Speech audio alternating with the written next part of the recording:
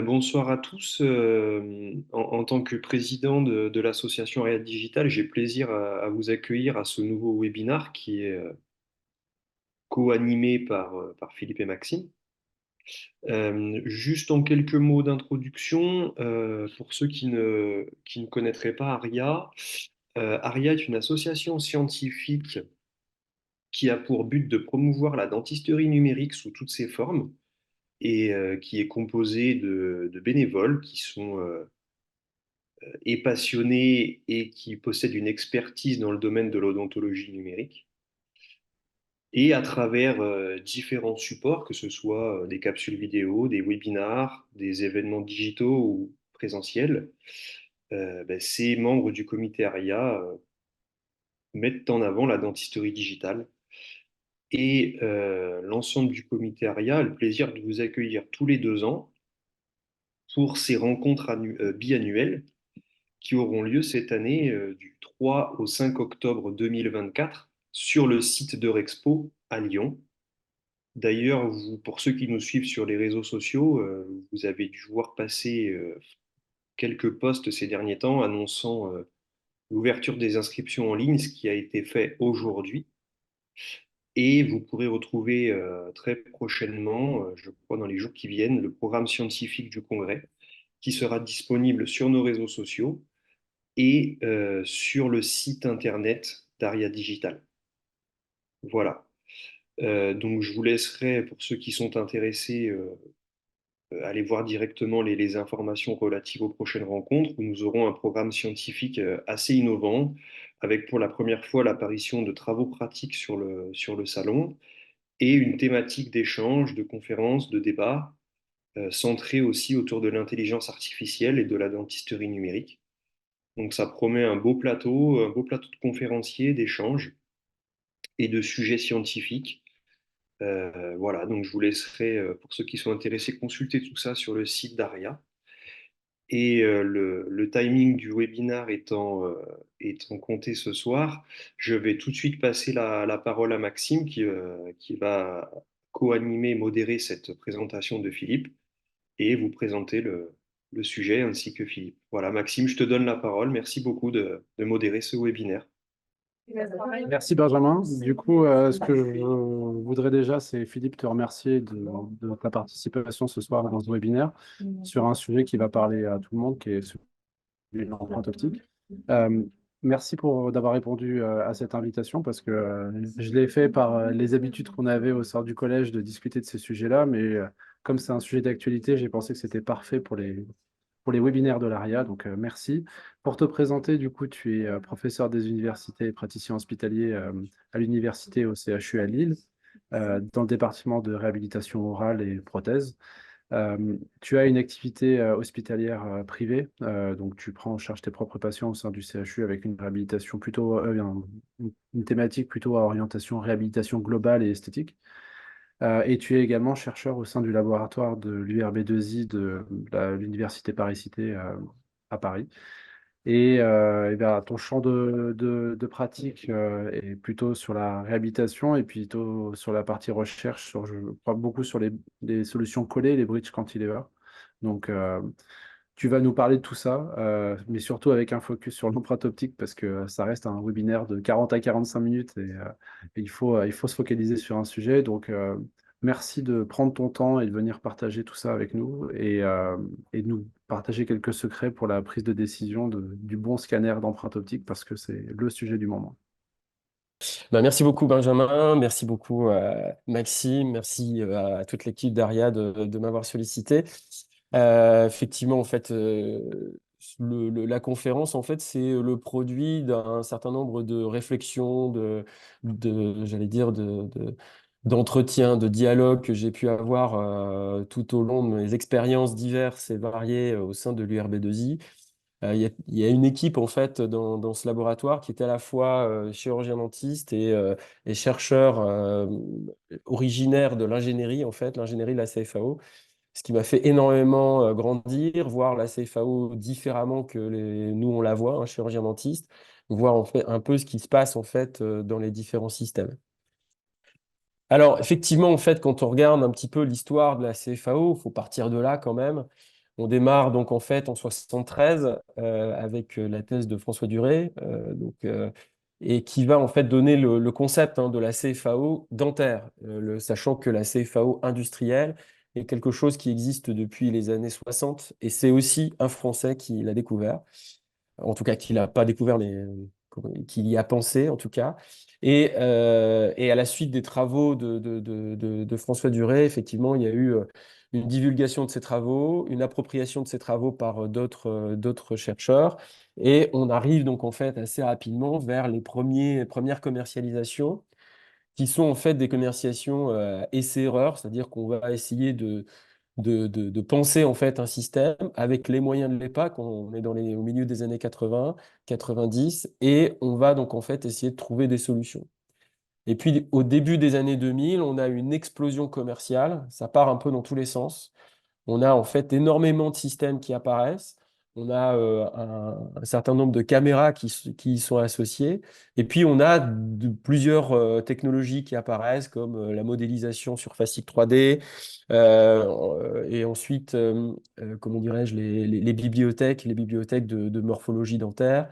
Et enfin, donc, on arrive dans les années 2010, 2012, à un modèle donc, en fait, virtuel qui est colorisé et qui ressemble un petit peu plus à la réalité. Et puis aujourd'hui, on est plutôt toujours dans une explosion commerciale, une explosion de propositions, toujours avec des nouvelles technologies. On pense énormément, puisqu'on en parle énormément actuellement, à l'impression 3D, mais il n'y a pas que ça. Il y a aussi effectivement l'intelligence artificielle.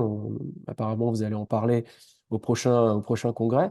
Tout ça, en fait, effectivement, ça va encore multiplier les choix effectivement, ça se voit aussi. Alors moi qui est un peu chercheur, qui regarde un petit peu la littérature, quand on regarde en fait les publications PubMed, on voit aussi que c'est exponentiel. On a donc en fait, quand on tape intraneural dental scanner, on a donc un nombre de résultats qui est exponentiel. Alors l'année 2024 n'est pas encore terminée, bien sûr, mais je ne doute pas qu'elle soit supérieure à l'année 2023.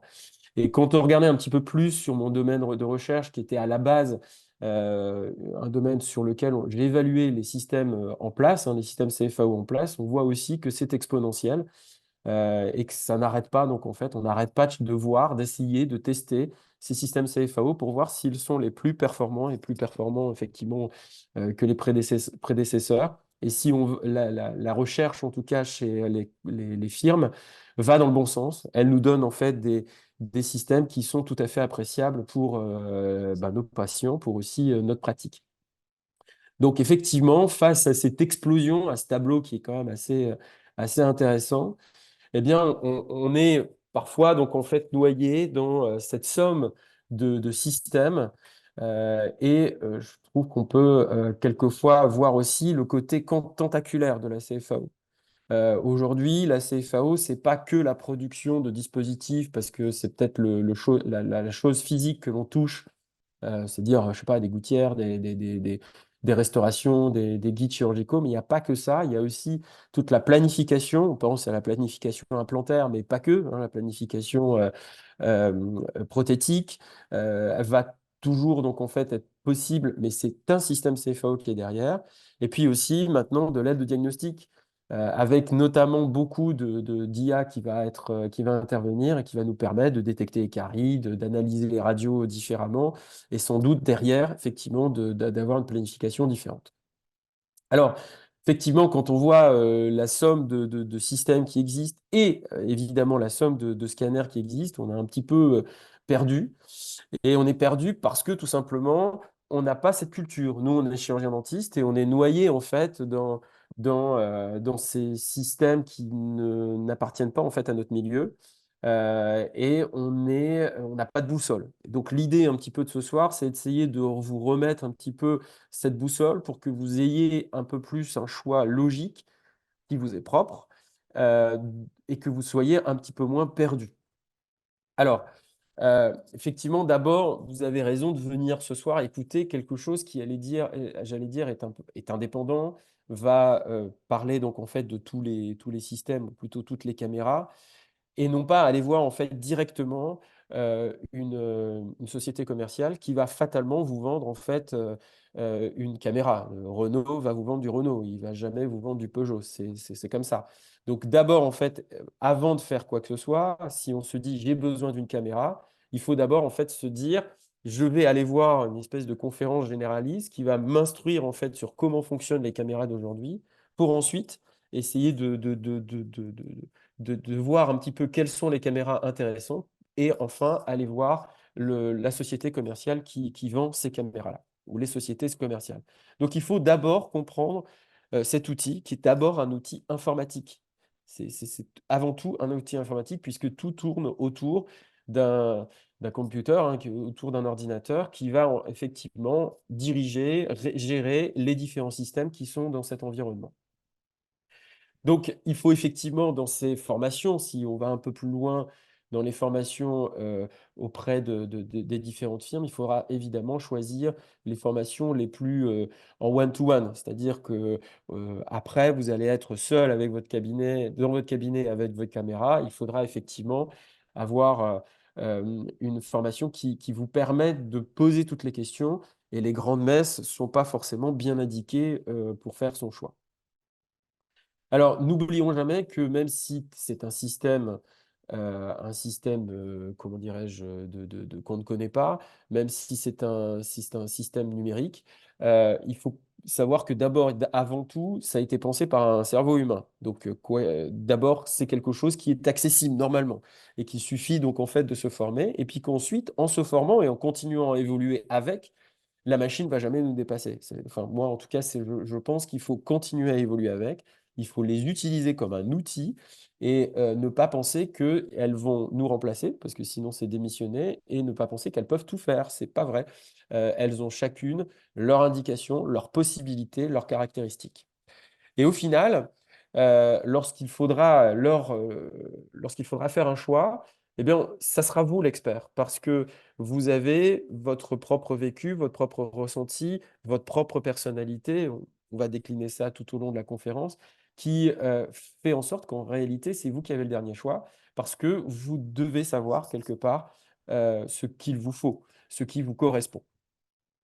Alors, effectivement, qu'est-ce qui peut me correspondre? On pense à plein de choses quand on commence à se dire: «Je voudrais une caméra» ou «Je voudrais renouveler ma caméra». D'abord, le côté pratique, quel est donc en fait l'exercice que j'ai aujourd'hui? Quel sera l'exercice de demain? Qu'est-ce que je fais dans la bouche des gens? Qu'est-ce que je veux faire plus tard? Est-ce qu'il faut que je fasse beaucoup de formations? Est-ce que les caméras proposées sont plus performantes que celles qui apparaissent actuellement? Quel est le coût? Quel est l'entretien, etc. Est-ce que je dois former aussi mon personnel? Et tout ça, en fait, fait qu'il ne faudra jamais décider par le cœur, comme trop souvent on le fait, je trouve, je le trouve souvent en fait chez les étudiants, mais pas que, quand on fait, par exemple, les allées de l'exposition de l'ADF, qui est très intéressante, mais simplement quand on écoute les gens, on va acheter quelque chose parce qu'il y a une jolie couleur, parce qu'il y a un beau design, mais au final, dans la vie pratique, tout cela, en fait, ne vous servira pas à améliorer, en fait, votre pratique. Donc, il faut réfléchir autrement, avec un bon vieux tableau Excel pour certains, mais en tout cas, une feuille sur laquelle on marque les avantages, les inconvénients de chaque système. Et donc, au final, d'essayer d'avoir une réflexion de bon chef d'entreprise. Au final, oui, vous êtes praticien, mais vous êtes d'abord, dans ce cas-là, dans cette configuration-là, vous êtes aussi en fait un chef d'entreprise qui va investir dans un système et qui devra donc en fait effectivement remplir un certain nombre de critères qui correspondent à votre activité. Alors, c'est d'abord faire donc un cahier des charges. Alors, un cahier des charges d'un scanner intraoral, c'est d'abord l'aspect technique, la performance, l'aspect technologique est important. Et c'est en général ça, on y pense tout de suite. On pense beaucoup moins aux caractéristiques physiques, c'est-à-dire la forme de la caméra, son encombrement, son poids. Tout cela, on va le voir après. Euh, L'intégrabilité, ça veut dire, est-ce que ma caméra, je vais pouvoir l'utiliser avec plusieurs systèmes software qui vont être utilisés soit par vous, soit par le prothésiste? Est-ce que ça, en fait, c'est quelque chose qui va me permettre d'envoyer des empreintes à tous mes correspondants de laboratoire de prothèses? Ça, c'est une question à se poser. L'aspect financier d'assistante, c'est-à-dire est-ce que j'achète, est-ce que je loue, est-ce que j'ai quelqu'un au bout du fil quand j'ai un problème? Ça, donc en fait, c'est aussi une question importante. Et enfin, les perspectives possibles, c'est-à-dire est-ce que ma caméra, elle est déjà donc en fait obsolète quelque part, c'est-à-dire qu'elle a été produite, elle a été sortie, on va dire, il y a quelques années et que sa successeuse ou successrice plutôt va arriver très rapidement. Donc ça, c'est une question, bien sûr, à pas oublier. Alors d'abord, le type de pratique. Effectivement, si vous avez une pratique plutôt d'orthodontie, d'implanto ou de prothèse, hein, de réhabilitation orale, vous allez effectivement avoir des besoins qui vont être différents. Et à cela, en fait, on se rend compte que sur le marché, on a des caméras optiques qui rentrent dans un environnement complètement différent. Il y a en fait des caméras qui sont un peu spécialisées, j'allais dire, dans un fonctionnement pour l'orthodontie. D'autres pour donc en fait l'implantologie et enfin d'autres quasiment uniquement pour la restauration. Et puis, qu'est-ce que vous voulez faire en fait vous? Est-ce que tout simplement vous voulez un système totalement intégré, c'est-à-dire donc la CFAO directe, vous réalisez l'ensemble des opérations de production des dispositifs au cabinet, ou alors vous allez déléguer la partie fabrication et conception, même parfois, et là c'est la CFAO semi-directe, ou enfin vous ne changez pas vos habitudes, vous faites une bonne vieille empreinte physique et puis vous l'envoyez au prothésiste, mais là je pense que ça ne correspond pas forcément à notre soirée. Alors, il faut effectivement bien définir vos besoins. Faut pas se tromper, c'est-à-dire qu'on fait pas la même chose entre la bonne vieille Renault Kangoo et la Ferrari, je ne sais plus laquelle. C'est pas du tout, en fait, le même objectif qui est fait. C'est, au final, une voiture en somme, mais les possibilités donc que va offrir, si je fais continuer le parallèle avec la voiture, la possibilité offerte par un Kangoo qui est un semi-utilitaire et la Ferrari est pas du tout la même chose. Je vais pas l'utiliser pour la même chose. Et enfin, il faut et surtout être vigilant aux données, donc en fait, et aux arguments commerciaux. D'abord parce qu'ils savent qu'on veut bien faire, que l'on veut bien travailler, que l'on veut satisfaire nos patients, et ils vont souvent insister sur le fait que les caméras sont, entre guillemets, je mets des gros guillemets, les plus précises possibles, les plus rapides possibles à prendre le scanner. N'oublions pas que l'empreinte optique, le scanner intraoral, n'est pas en fait un microscope. Et quand bien même ça le serait, ça serait complètement inutile. Je rappelle qu'une MSI, c'est un diamètre de 7 microns.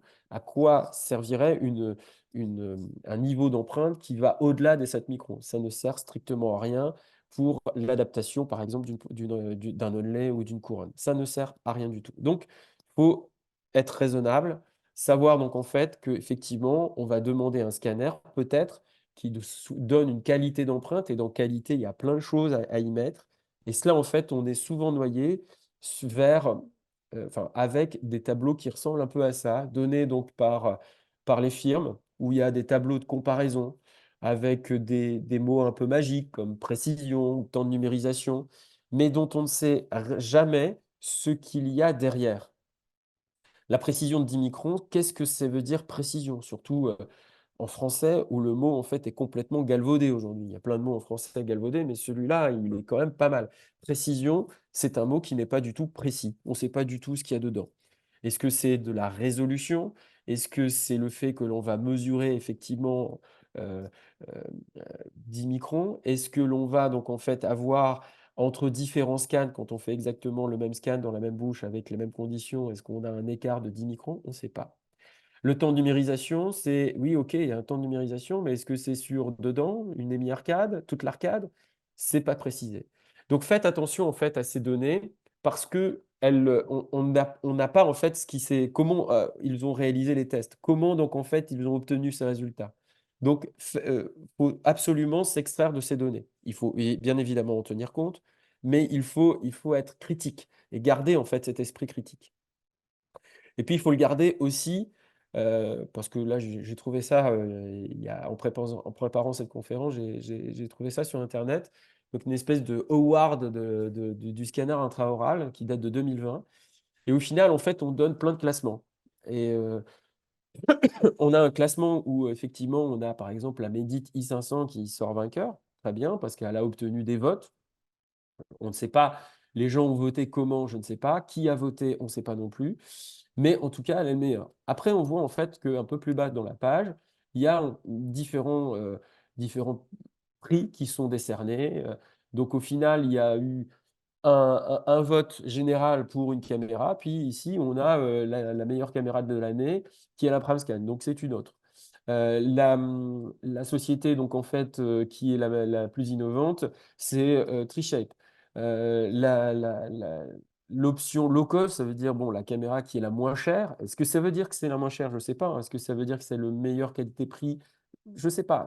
C'est pas forcément en fait des bons critères. Donc faites attention à toutes ces informations parce que elles vont vous noyer et elles vont vous encombrer l'esprit vers des choses qui ne sont pas forcément euh, quelque part qui vont vous servir. Donc, mieux vaut donc en fait s'extraire de tout ça. Alors, quand je dis que c'est l'expert, c'est vous, bah, effectivement, j'ai fait une petite revue de littérature il y a maintenant 10 ans, on a fêté les 10e anniversaire de cet article. Je peux encore le citer, après il sera complètement obsolète, mais effectivement, moi j'avais vu dans cet article d'abord, pour vous rassurer, effectivement, les systèmes CFAO à l'époque, donc il y a 10 ans, ils donnaient des résultats qui étaient équivalents aux systèmes conventionnels, aux empreintes conventionnelles et aux chaînes de fabrication conventionnelles. Mais toutes ces études avaient donc malheureusement des méthodologies qui étaient à chaque fois différentes. Donc, vous allez, c'est-à-dire le moyen de mesure, le moyen d'étudier donc les différentes chaînes de fabrication était à chaque fois fait avec une méthodologie différente. Donc, on comparait des carottes et des navets en réalité. On ne pouvait pas en fait comparer et savoir qui était donc en fait le système le meilleur ou le système le moins bon. C'était impossible. Donc, ça revient en fait encore à dire, attention aux données, c'est pas forcément un critère qui doit rentrer absolument en jeu. C'est un critère parmi tant d'autres en réalité. Alors, pourquoi j'ai dit tout à l'heure que, effectivement, précision, c'était un mot complètement galvaudé? D'abord, en anglais, la précision, ça voudrait dire plutôt la fidélité. La fidélité, ça veut dire tout simplement que votre caméra va avoir une, comment dirais-je, une mesure qui soit à chaque fois qu'on fait la mesure, les mesures sont assez rapprochées. Donc on est donc en fait autour d'une zone. Ce qui veut dire qu'en réalité, votre caméra fait toujours la même erreur. Donc il y a une erreur systématique qui est toujours la même. Donc ça, c'est quand même plutôt pas mal. Et puis, la justesse, trueness, qui elle, en fait, c'est une caméra qui va de temps en temps donner la vraie valeur. La vraie valeur, donc, en fait, de ce que vous mesurez. Et puis, donc, accuracy, qui est donc l'exactitude. Donc, au lieu de dire précision, c'est plutôt l'exactitude qu'on chercherait, qui est à la fois les deux, c'est-à-dire, en fait, la caméra qui est la plus juste, qui donne, donc, en fait, le plus souvent la vraie valeur, et la caméra, donc, en fait, qui rassemble toutes les mesures autour de cette vraie valeur. Donc, c'est plutôt donc, en fait, cela qu'il faut rechercher dans nos caméras. Alors, comment fonctionnent les systèmes intraorales? D'abord, la caméra fait partie du premier maillon. Il y a 4 maillons en fait dans le système, dans la chaîne CFAO dentaire: l'acquisition, la CAO, la FAO et la machine à commande numérique, la machine-outil à commande numérique. Et en fait, la caméra est dans le premier maillon qui est le maillon acquisition. Alors, comment elle l'est? C'est ce qu'on va essayer de voir très brièvement, parce que je ne vais pas rentrer dans le détail, on n'aura pas trop le temps. D'abord, donc effectivement, les caméras que l'on a aujourd'hui, c'est des caméras qui sont dites scanner 3D sans contact. Ça veut dire qu'ils ne touchent pas en fait la dent. Il y a eu par le passé des systèmes où on avait un palpeur qui touchait, bon, évidemment, l'empreinte en plâtre que faisait de la bouche, mais en tout cas, il y avait un contact. Ici, il n'y a plus de contact. Donc, on a donc en fait une caméra qui est globalement qui chemine dans la bouche et qui va prendre des relevés topographiques. Et ces relevés topographiques sont des relevés en fait point par point. D'où en fait le fichier qui en résulte, qui est en fait le fichier, une espèce de nuage de points. Donc c'est le nuage de points que l'on voit en bas de la diapositive. Donc pour l'œil humain, il est parfois difficile de l'interpréter. Et donc en fait, on a pour interpréter ça choisi de relier donc en fait ces points d'une certaine manière. Alors il y a plein de manières, mais la manière utilisée en tout cas dans le domaine dentaire, c'est la manière STL, j'allais dire, ce qui est donc en fait une description d'une espèce de pot qui relie en fait l'ensemble des points par des pavés triangulaires, donc des facettes triangulaires. Et donc on a 3 points qui sont reliés à chaque fois. Donc on arrive donc à un modèle numérique surfacique 3D. Et donc, cette numérisation, c'est une espèce de boîte noire, en tout cas surtout pour nous, dans laquelle, dans votre caméra, vous allez avoir à la fois un équipement et une technique d'acquisition. Et on va passer donc du monde réel vers le monde virtuel, c'est-à-dire du monde analogique vers le monde numérique. Et le monde numérique, c'est un monde discrétionnaire, c'est-à-dire que l'on a pris un échantillonnage de la réalité. C'est pour ça qu'on a des points et que l'on a donc en fait effectivement euh, ce fichier de nuage de points qui peut être décrit. En réalité, l'empreinte optique, c'est le nuage de points. Après, il y aura l'intervention de logiciels qui vont traiter ce nuage de points pour nous montrer le modèle. C'est un peu la coulée de l'empreinte, si on voulait le faire parallèle d'ailleurs. Alors, dans cette boîte noire, en fait, il y a 3 choses. Il y a les composants. Il y a la technique, ça veut dire qu'effectivement, chaque composante correspond à une technique, j'en conviens, mais la qualité des composants, c'est comme si on refait le parallèle avec une voiture, la qualité d'un moteur, c'est effectivement d'abord les composants, et puis ensuite, le moteur va nous permettre donc d'aller plus vite, et bien là, la caméra va nous permettre de ne pas avoir de déformation d'empreinte, d'avoir une acquisition rapide, d'avoir une qualité, donc je ne sais pas, de l'acquisition en couleur aussi, ça peut aussi intervenir. Tout cela, en fait, c'est une technique particulière. Et puis, là où on intervient, nous, en tant que chirurgien dentiste, c'est sur le chemin d'acquisition, qui paraît de plus en plus anodin. On n'arrive pas à l'apprécier parce que l'on est passé, en fait, vers une acquisition en flux continu, en flow continu, en flow motion, en fait. Et on a donc, en fait, l'impression de balader la caméra et tout se fait assez rapidement. En fait, le chemin d'acquisition, on le verra tout à l'heure, est quelque chose qui est quand même relativement important.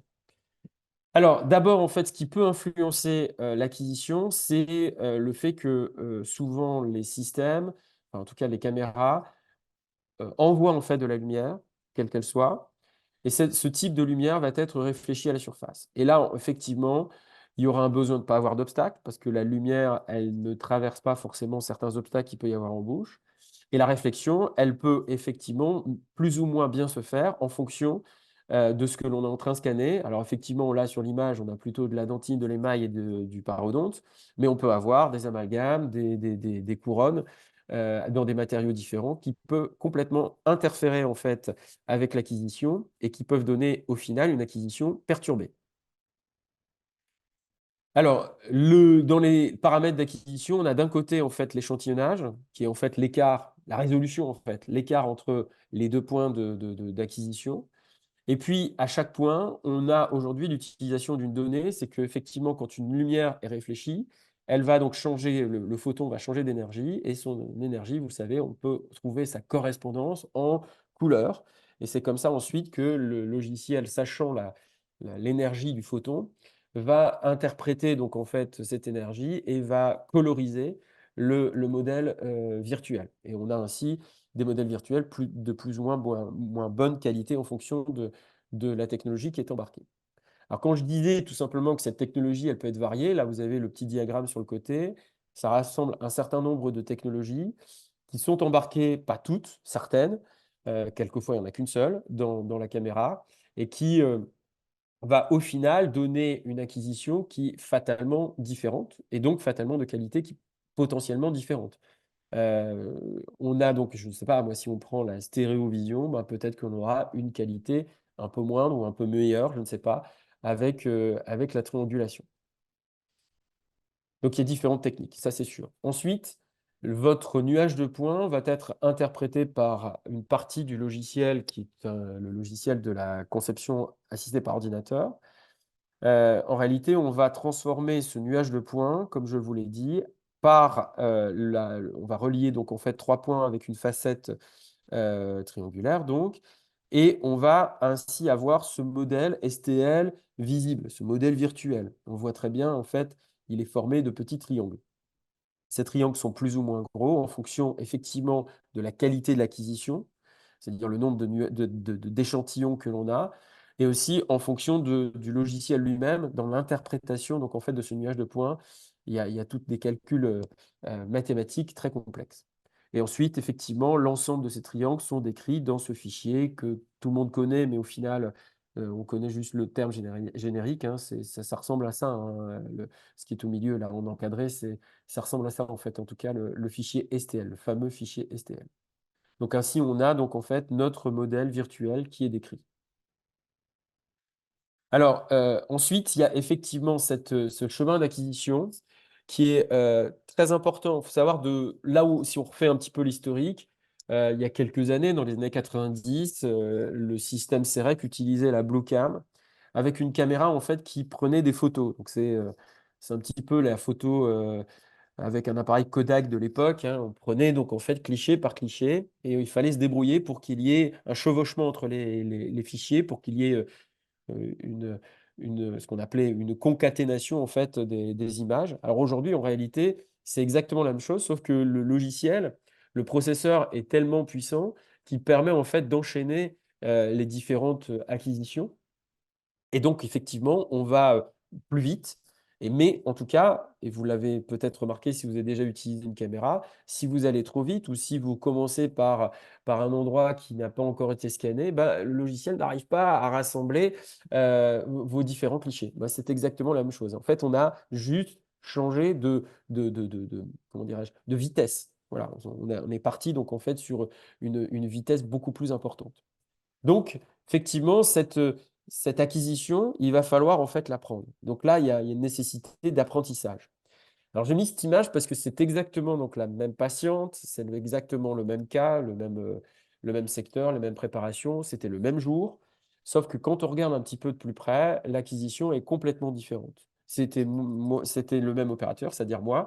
Et on a donc en fait effectivement une qualité d'image qui est, euh, qui est complètement différente entre les deux systèmes. Donc, vous voyez en fait que c'est quand même important d'essayer d'avoir un choix. Moi, perso, je préfère en fait, malgré qu'elle soit un peu enseigne, la Trios 3, parce que la qualité d'image me va bien, mais peut-être certains d'entre vous vont préférer en fait celle de la PrimeScan qui est plus récente. Mais voilà, c'est là encore, ce sont des choix. Je disais tout à l'heure qu'il y avait dans les caméras des, des technologies complètement différentes entre elles. C'est un petit tableau avec certaines caméras un peu enseignes, mais on voit bien en fait que l'on a à chaque fois des caméras différentes. Elles sont toutes différentes. Ça veut dire qu'elles ont une technologie différente. Elles auront donc une utilisation en bouche, c'est-à-dire la manière, le chemin d'acquisition qui va être différent. Et tout cela, en fait, va influencer en réalité sur la capacité, la qualité, donc, en fait, de nos empreintes que l'on aura ensuite. Alors, effectivement, vous attendez peut-être que je vous dise quelle est la championne du monde de la caméra, mais je ne peux pas vous le dire, parce que je n'ai pas arrêté de vous dire que c'était vous l'expert. Et bien, je ne peux même pas vous le dire, parce que quand on regarde dans la littérature, encore une fois, on retombe un peu sur mes réflexions que j'avais aussi tout à l'heure.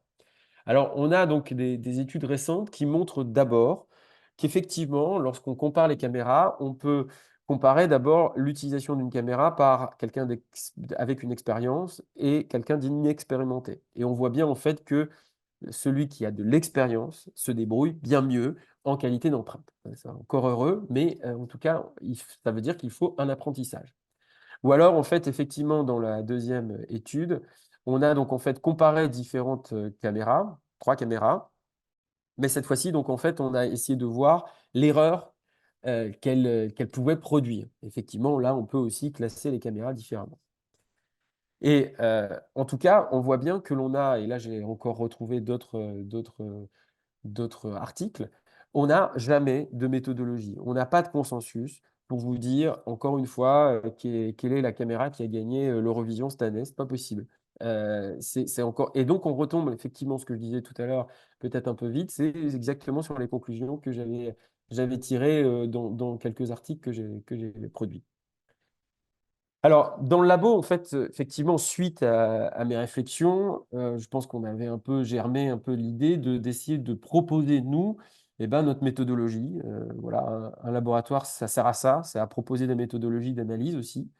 Et c'est les travaux de Lucien Dupagne. Et Lucien, en fait, il a pris un cube rectangulaire de céramique qui est normé, c'est-à-dire qui est produit en fait par des sociétés spécifiques qui peuvent produire en fait des éléments normés. Donc on sait pertinemment quelle est la dimension de l'objet.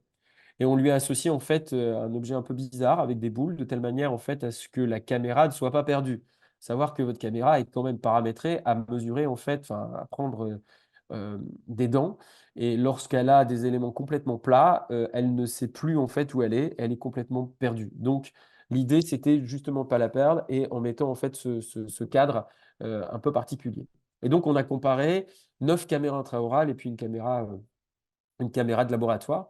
Et ce qu'on a pu voir, en fait, c'est effectivement un certain nombre de données.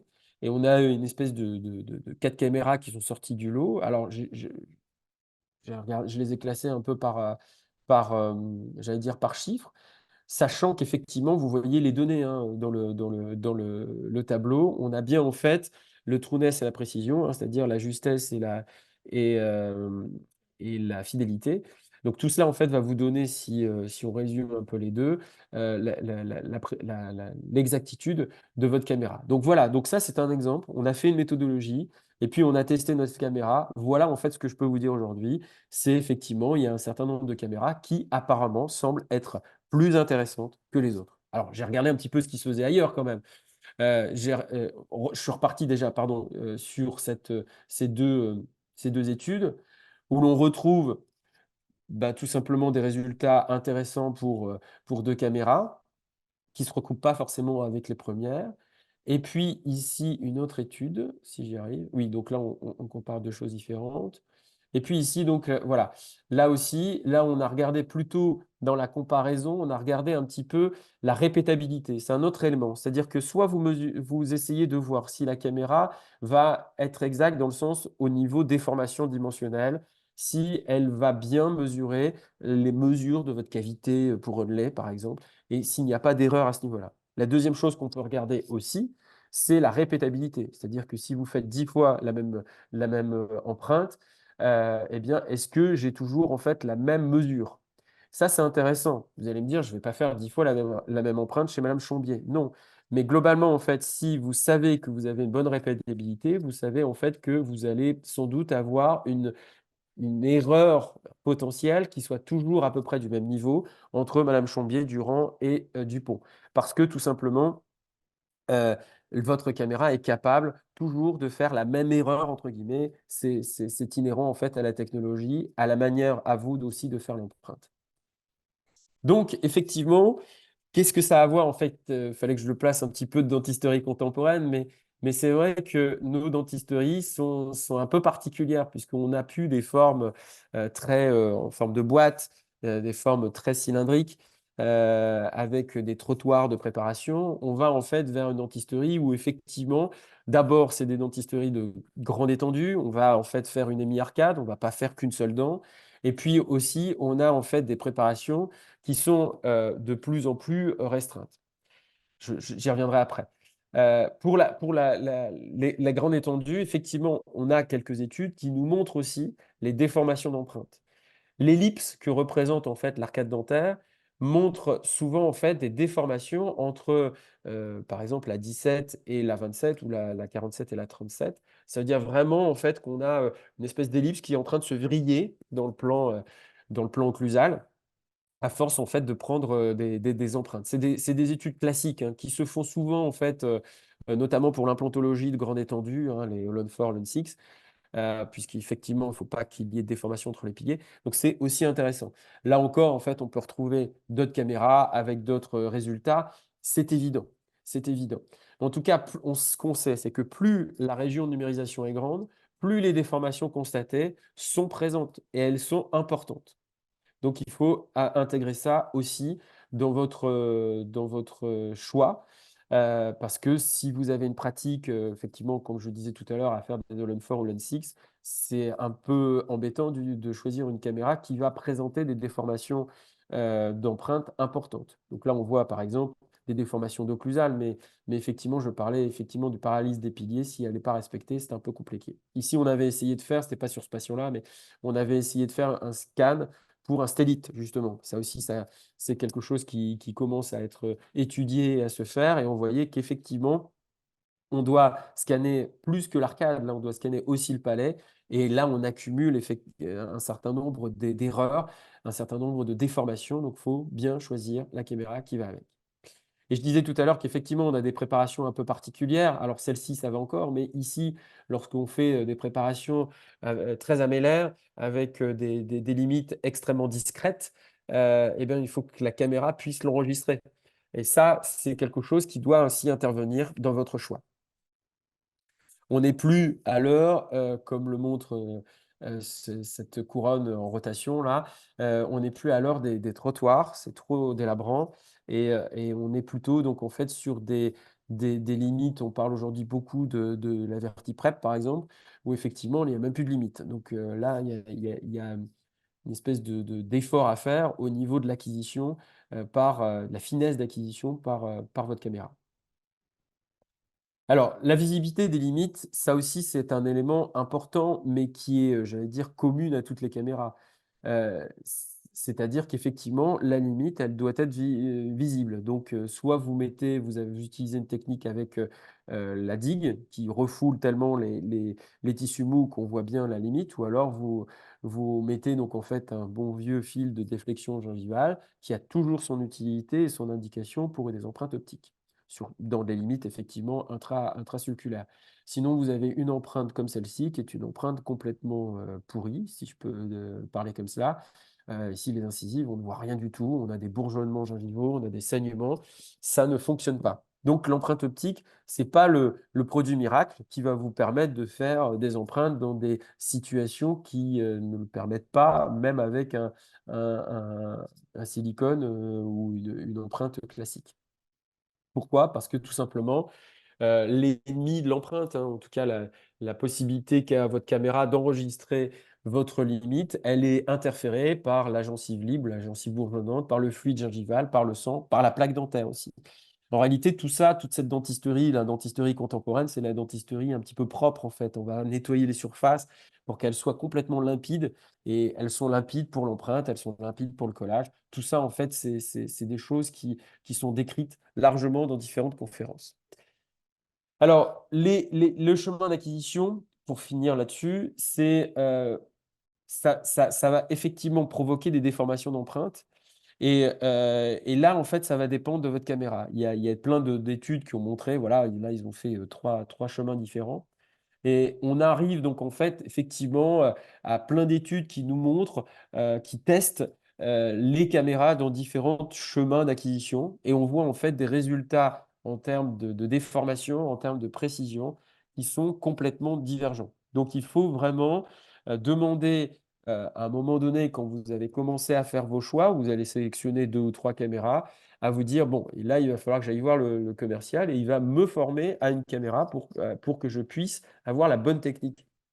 Sinon, effectivement, vous n'allez jamais avoir de bonnes empreintes, d'autant plus que l'empreinte optique est très flatteuse et l'œil, donc en fait, humain n'arrive pas, et on arrivait déjà difficilement à avoir une déformation de l'empreinte sur une empreinte physique. Et là, sur une empreinte numérique, je trouve qu'on ne la verra jamais, sauf effectivement si l'occlusion est un peu particulière, mais on n'arrivera pas. Donc, c'est très difficile. Donc, il faut vraiment essayer d'avoir cette volonté d'apprendre à faire l'acquisition des arcades pour que l'on ait donc une empreinte au final qui soit la plus adéquate possible. Là, ici, c'est autre chose, autre déformation. On a commencé donc en fait à prendre le scan du côté donc gauche de l'image, normalement, avec une acquisition sans aller trop vite. Puis ensuite, on a accéléré d'un coup. Et là, vous voyez en fait que effectivement, on a le maillage, c'est-à-dire le nombre enfin la grandeur, si vous voulez, des facettes triangulaires qui sont complètement donc en fait importantes. Elles se sont augmentées. Et donc, on a sans doute une perte de précision, notamment dans des zones critiques comme les limites de préparation, qui ont dû donc en fait se faire à cause de cette accélération de la caméra. Alors, comment donc en fait, pour finir, comment donc en fait choisir ma caméra? D'abord, l'environnement. Est-ce que donc en fait je vais l'acheter tout seul ou je vais l'acheter avec mon associé, ou est-ce que cette caméra va être utilisée par mes collaborateurs? Ça, c'est une question à vous poser. Et donc, dans ce cas-là, est-ce qu'il va falloir discuter avec eux? Parce que ça sera un choix collégial. Donc ça, c'est quand même assez important. Deuxièmement, quel est votre environnement pratique, c'est-à-dire physique, votre cabinet? Si c'est un cabinet, j'allais dire, dans des zones périurbaines où on a de la place, on a un cabinet qui est dans un étage, qu'il n'y a pas d'escalier, effectivement, le kart peut être sympathique parce qu'on peut aller de salle en salle en ayant ce kart à roulettes sans problème. Si vous avez plutôt un cabinet dans un immeuble haussmannien, tout petit, avec des petites salles, le kart, ça va être compliqué. Et quelquefois, même, j'ai déjà aussi été dans des cabinets ou même dans le cabinet haussmannien, il y avait aussi des escaliers. Donc, ça aussi, c'est compliqué. Donc, utilisez plutôt donc, en fait, des caméras sous forme pod, c'est-à-dire en fait, des caméras que l'on branche sur un ordinateur portable pour que ça soit tout simplement déplaçable plus rapidement. Les caractéristiques physiques, vous le voyez, les caméras, elles sont toutes différentes déjà physiquement. Elles ont donc en fait un encombrement, une maniabilité, une prise en main qui va être différent. La mobilité, j'en venais tout à l'heure, en fonction qu'elle soit sur roulette ou si on peut les transporter très facilement, très aisément, donc à la main. Quand on regarde un petit peu les différentes caméras, on voit la caméra tout seul, hein, évidemment. On voit en fait qu'elles ont un poids différent. Ça aussi, c'est un élément à prendre en compte parce que bah, on n'a pas tous la même dextérité. On a aussi parfois, chez certains d'entre nous, une certaine fatigue. Puis à force d'utiliser, c'est comme les différentes instruments rotatifs, les contrôles, etc. Il y a aussi le poids. Moi, je trouve que c'est important. À la fin de la journée, en fait, le poids, il commence c'est plus 500 grammes, on a l'impression que c'est 5 kilos.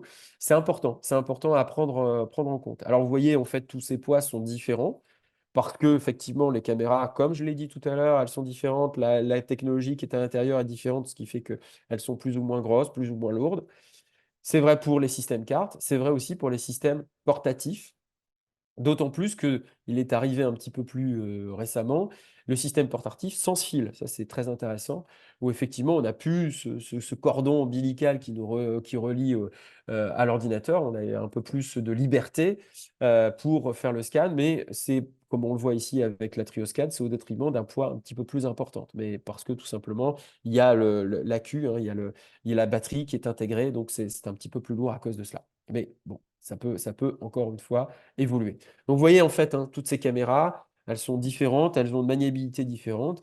Et donc, ça, il faut essayer de voir vos préférences et votre environnement de travail pour pouvoir donc choisir. La maniabilité, bah, il n'y a qu'un seul conseil, c'est qu'il faut tout simplement l'utiliser. Vous voyez en fait sur ces 3 photos que j'ai retrouvées très simplement sur Internet, on voit très bien nos collègues, nos confrères, avoir des positions de travail complètement différentes et une prise en main complètement différente. Soit c'est sous forme d'un stylet, soit c'est complètement à pleine main, ou alors donc en fait comme la caméra est sous forme de pistolet, donc on a complètement une maniabilité complètement différente. Et ça, c'est propre à chacun. Et c'est pour ça que quelquefois, la discussion entre associés peut être quelquefois un petit peu houleuse. Donc, en tout cas, le conseil que j'ai, c'est qu'il faut essayer. Et il faut dire effectivement au commercial, je veux essayer la caméra. D'abord pour la maniabilité, mais pas dans un salon, parce que c'est jamais, à mon avis, le bon endroit. Il faut l'essayer sur un patient. C'est pas grave si vous ratez votre empreinte sur le patient, vous prenez le patient, vous prenez plus de temps. Mais l'important, en fait, c'est que dans votre cabinet, chez vous, tranquillement, vous puissiez faire l'essai et pas donc en fait dans une espèce de show où en fait c'est toujours vite fait, c'est toujours fait sur un modèle en plus, c'est pas fait en bouche. Moi, voilà, je pense qu'il faut vraiment essayer au cabinet.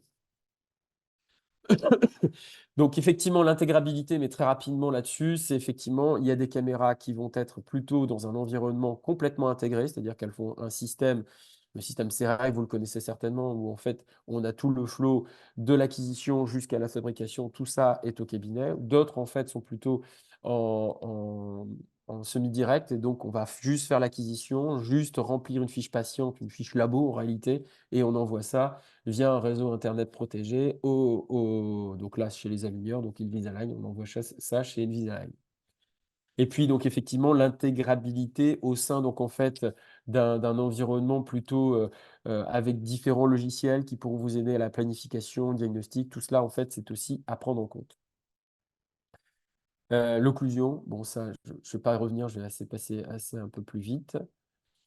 Et donc, quand je continue dans les conseils, c'est d'abord, je pense qu'il faut avoir en fait une unité d'acquisition qui va prendre en couleur. Je pense qu'aujourd'hui, c'est quand même tous le cas, mais essayez de voir quelque chose qui vous parle, hein. Vous avez vu tout à l'heure les scans qui étaient moi je trouve, de qualité différente et qui peuvent pas forcément vous satisfaire. Que l'unité d'acquisition, elle a donc en fait effectivement une intégration avec un logiciel qui soit le plus intuitif possible. Ça veut dire que effectivement, on n'a pas envie de passer 3 heures à trouver en fait la fonctionnalité qu'on aime bien. Que ça soit upgradable, ça veut dire qu'effectivement, on a des mises à jour régulières avec un coût financier qui soit bien sûr raisonnable. L'unité d'acquisition, doit être, effectivement, on vient de le voir, ergonomique, mais aussi elle doit être aux normes de stérilisation. Ça aussi, c'est à prendre en compte. Il existe des embouts stérilisables ou des embouts à usage unique. Donc ça incombe un coût qui est différent. Et puis voilà. Donc ça, il faut faire le bilan donc là-dessus. Je vais passer ça, c'est effectivement, je reviens sur l'intégration de deux types, hein, de la caméra. C'est soit effectivement, on a donc une caméra qui est en mode donc semi-direct, et effectivement, elle devra dialoguer avec le logiciel de votre correspondant, soit en fait, elle est totalement intégrée. Et cela, en fait, il faudra bien faire la différence parce que les commerciaux jouent souvent sur la notion d'ouverture. En fait, on nous dit tous, tout est ouvert, et en fait, on ne sait pas à quoi ça correspond. L'ouverture en termes d'informatique, ça veut dire que votre caméra est capable de donner une information qui peut être lue et interprétée par le maillon qui suit, c'est-à-dire le maillon donc, en fait, de conception. Donc, c'est quelque chose qui est ouvert, open. Ça ne veut pas dire donc en fait que c'est open avec tout le monde en fait. Parce qu'effectivement, le maillon suivant peut ou pas être capable de lire, parce qu'en réalité, il y a des accords commerciaux. Même si on vous dit que c'est ouvert, en fait, c'est ouvert avec 2 ou 3 firmes derrière, et ce n'est pas totalement ouvert. Donc, il faut vous renseigner là-dessus. Donc, le premier réflexe, c'est effectivement établir votre cahier des charges. Donc ça, qu'est-ce que ça peut être? Quelles sont les questions que vous pouvez vous poser? C'est d'abord, quel est l'objectif? Est-ce que je souhaite un système adapté au fonctionnement du cabinet? Quel est le fonctionnement du cabinet actuel? Est-ce que je veux qu'il évolue? Est-ce que le système ou l'acquisition de la caméra va participer à mon évolution? Donc, il faut anticiper votre évolution. Quels sont mes besoins, c'est-à-dire le type de production, donc direct, semi-direct ou indirect, avec le laboratoire, est-ce que lui va pouvoir recevoir mes scans ou pas? Donc le type de production. Les étapes avant l'intégration, c'est-à-dire est-ce que la caméra va impliquer un aménagement du cabinet? Je ne sais pas, moi, il peut y avoir des difficultés parfois, donc il faut poser cette question-là. Est-ce que ça implique une formation des praticiens? Est-ce que ça implique une formation des assistantes? Et le coût, effectivement, qui va avec. Le tropisme de chacun au niveau des disciplines. Donc, je vous l'ai dit tout à l'heure, la caméra peut être différent. Et puis, le côté financier, le côté de l'environnement financier, j'allais dire. Est-ce que c'est un leasing? Est-ce que c'est un achat? Est-ce que j'achète tout seul? Est-ce que j'achète en groupe? Est-ce que c'est un système qui va évoluer? J'insiste là-dessus parce que j'ai fait une conférence il y a quelques mois et je discutais avec un confrère qui venait d'acheter, par exemple, la Trios 4. Et en fait, quelques mois après, la Trios 5 sortait. Donc, il était complètement dégoûté parce que ben, le commercial ne lui avait pas dit que la 5 allait sortir. Sinon, et bien évidemment, il aurait acheté la 5. Donc, faites attention. Demandez en fait si effectivement la caméra va pas être obsolète dans quelques mois. L'idée, c'est d'avoir effectivement, parce qu'on veut tous la dernière sortie. Et si vous souhaitez la dernière sortie, bon voilà, après, ce n'est pas c'est pas la caméra sur laquelle il y aura plus de publications, il y aura plus de renseignements, mais ça, c'est un risque à prendre. Et puis, évaluer la consommation de consommables si vous avez effectivement une caméra avec un embout jetable, comme par exemple la PrimeScan. Le deuxième réflexe, c'est effectivement demander aux commerciaux de venir au cabinet. C'est à lui à se déplacer, c'est à lui de voir en fait votre cabinet, et c'est avec lui qu'il faut faire donc en fait le bilan.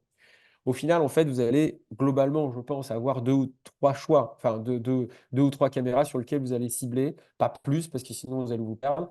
Et puis, vous allez essayer vraiment de remplir votre cahier des charges scrupuleusement et essayer d'être le plus, j'allais dire, le plus raisonné possible pour effectivement avoir une bonne décision. Donc, il faudra vous procurer les données techniques, qu'elles soient commerciales ou non commerciales, et surtout les non commerciales. Et puis ensuite, comparer les différentes capacités techniques, l'offre commerciale, votre cahier des charges pour prendre donc en fait votre décision. Et c'est là-dessus et seulement après que vous pourrez prendre donc en fait votre décision pour donc en fait un choix qui vous satisfasse à la fois, j'allais dire d'un instant, mais aussi au long terme, au long cours, pour effectivement être heureux dans votre cabinet. Voilà donc en fait ce que je voulais vous partager ce soir. J'espère être un peu dans les clous. Oui, j'ai un peu débordé. Je vais rendre la parole à, à Maxime. Merci beaucoup. Ben, merci beaucoup Philippe pour ce partage de tout plein d'astuces et tous ces éléments de réflexion. Euh, il est déjà 20 heures, je pense qu'on peut se garder 5-10 minutes de questions. Je vois qu'il y a encore une vingtaine de personnes de connectées. Si vous avez des questions, n'hésitez pas. Déjà, bravo Philippe pour cette belle présentation qui, je pense, est très exhaustive qui va aider les praticiens sur les critères de choix, en fait, qui va guider les praticiens sur les critères de choix d'un système d'empreinte optique. Ça, je pense que c'est important que les confrères le comprennent bien. Une question, pas forcément, qui me vient à l'esprit. Euh, Peut-être quelques remarques aux critères, on va dire, matériels des caméras. On peut peut-être ajouter aussi des critères de choix logiciels, notamment sur l'interface, la fluidité de l'interface, peut-être la facilité de communication du système Communicate, des choses comme ça. Ça peut aussi rentrer dans les critères de choix. Ah oui, bah, complètement, j'en ai parlé un petit peu, c'est-à-dire effectivement comment dirais-je, l'intuitivité, le côté un peu euh, facile, c'est-à-dire que quand on fait une caméra, quand on fait une empreinte, on n'a pas envie de bidouiller sur le logiciel, il doit être le plus intuitif possible, ça c'est sûr. Et puis aussi, il va être en général, si on fait de la CFO semi-direct, donc on fait juste le scan, bon clairement, ça va être l'assistante qui va quand même remplir la fiche patient. Faut pas non plus que ça soit trop sorcier. On a besoin d'elle, on n'a pas besoin qu'elle passe un temps infini à remplir quelque chose qui sert à rien en fait. Donc ça c'est important. Et c'est pour ça qu'aussi, effectivement, lorsque l'on fait un essai au cabinet, il faut qu'elle soit là aussi. Faut le faire vraiment en situation réelle, quoi. On choisit bien sûr le patient qui va bien, mais il faut qu'elle soit là. Il ne faut pas choisir tout seul, en fait, hein. C'est le choix d'une équipe, même si effectivement, c'est au final, vous avez votre propre décision. Mais il faut aussi que vous la voyez travailler, pas forcément recueillir son impression, mais que vous la voyez travailler. Vous voyez si elle arrive à s'habituer assez rapidement. On a une question concernant le scanner EZ de Vatek. Est-ce que tu le connais? Est-ce que tu en as entendu parler? Alors, j'en ai pas vraiment beaucoup entendu parler, j'ai jamais eu entre les mains, donc je n'aurais pas d'avis tranché. C'est la même chose. Je ne sais pas pourquoi de la question. Peut-être qu'il y a eu un coup de cœur sur ce scanner, mais c'est difficile parce qu'il y a tellement de scanners. Enfin, il y avait un très beau diapo qui avait été fait qui montrait que lors des derniers congrès, on pouvait trouver plus de 20 ou 30 ou 40 scanners différents. Donc c'est difficile de tous les avoir testés. Quelle était la question sous-jacente? Est-ce que ça vaut le coup? Est-ce que c'est un bon investissement? Est-ce que... Encore une fois, ça dépend des choix, hein. Après, Vatek, alors peut-être que je te le dirai, parce que voilà, je suis en contact avec eux pour éventuellement qu'ils nous prêtent des caméras pour le service. Donc peut-être que j'aurai cette fameuse caméra et je donnerai mon opinion. Mais effectivement, après, faire attention hein, à revenir un petit peu sur des données. Je l'ai dit tout à l'heure, il y avait une espèce de war de caméras. C'est pas parce que votre pote à 50 km a choisi la caméra Tartampion qu'il faut choisir celle-là. C'est pas forcément celle qui va vous correspondre. C'est vraiment un choix personnel, je trouve. C'est un peu comme moi j'utilise des loupes. Les loupes, c'est un objet un peu personnel et l'appareil photo aussi. On peut tout, enfin, j'ai déjà eu des discussions à n'en plus finir autour d'un appareil photo. Bon, voilà, c'est chacun un peu son truc. Mais effectivement, il doit y avoir des choses qui vont sortir. Si c'est une caméra qui vient de sortir, apparemment, je pense que c'est le cas. On n'a pas encore assez de données, quoi. Donc, je ne donnerai pas d'avis. D'ailleurs, je ne la connais pas, donc je ne vais pas donner mon avis.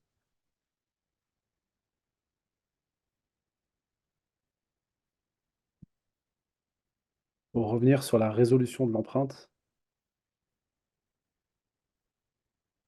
Oui.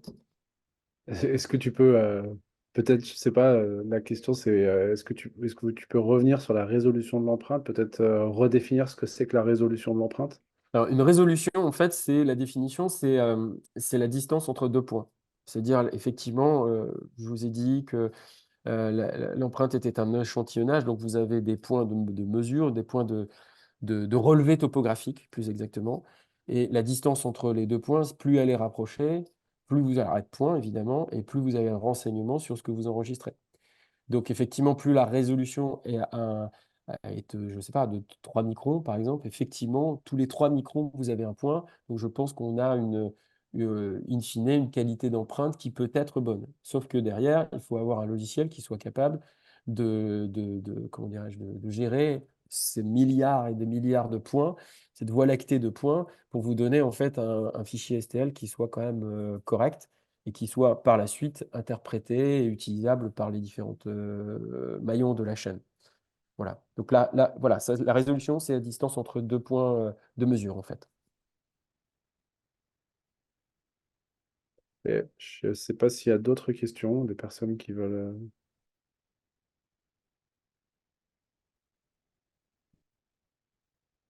Moi, du coup, je suis intrigué par le scanner intraoral Vatek. C'est ça. C'est peut-être Pour quelqu'un de autant, chez Vatec qui nous a mis ça dans la tête, là.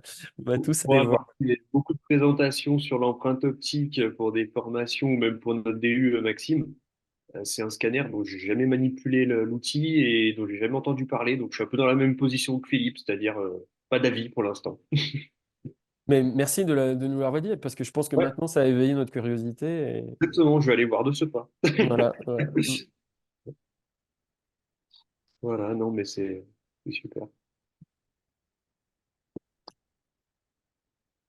C'est super. Bah, je crois que s'il n'y a pas d'autres questions, Philippe, on peut encore une fois te remercier pour ta présentation et pour ton partage autour de l'empreinte optique. Et puis, je pense que c'est un sujet de toute façon qu'on remettra régulièrement sur la table, puisque ce qui est difficile, c'est que ça évolue très vite.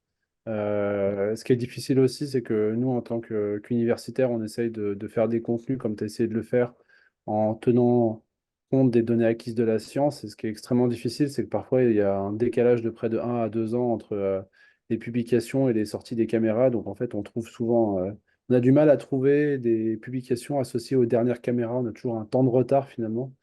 Mais, euh, mais, mais voilà, je pense que le message que tu donnes, je partage le même, c'est que la sécurité, c'est de prendre aussi des caméras qui ont un peu de recul scientifique pour s'assurer finalement que les dispositifs soient fiables et que la technologie soit robuste. Donc voilà, affaire à suivre.